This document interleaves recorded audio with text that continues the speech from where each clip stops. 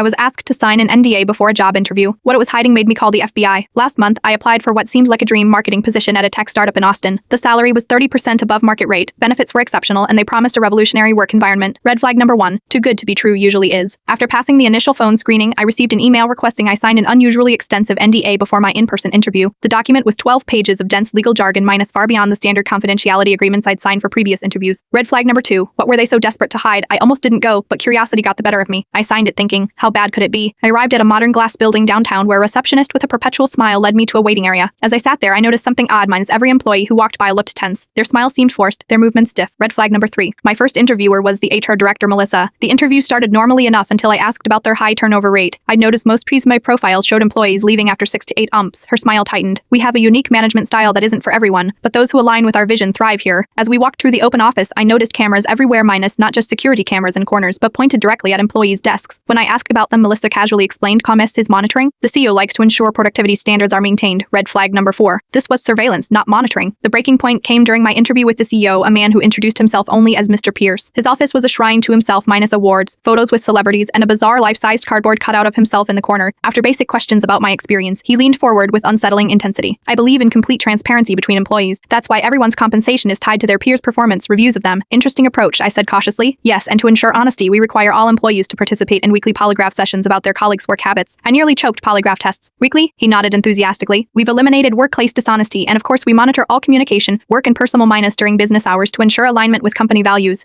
When I asked if this was legal, his expression darkened. That's why you signed the NDA. These innovations aren't for public discussion. The final straw was when he proudly showed me their motivation room, minus a small office where underperforming employees were required to watch their productivity metrics on a large screen while recordings of their improvement areas played on loop. I excused myself to use the restroom, where an employee washing her hands whispered, "If you are smart, you'll run." Her eyes darted nervously to the ceiling. No camera in the bathroom. Apparently, I thanked everyone politely and left. That night, I contacted a lawyer friend about the NDA. She confirmed what I suspected minus no confidentiality agreement can legally prevent reporting potentially unlawful activity. The next day, I called the FBI's white-collar crime division readout. I wasn't the first to report this company. 3 weeks later, news broke about a major investigation into labor violations, illegal surveillance, and psychological manipulation at the startup. The CEO was arrested trying to board a private plane to a non-extradition country. Sometimes the most important question in a job interview isn't what they asked you minus, it's what they make you promise not to tell anyone else.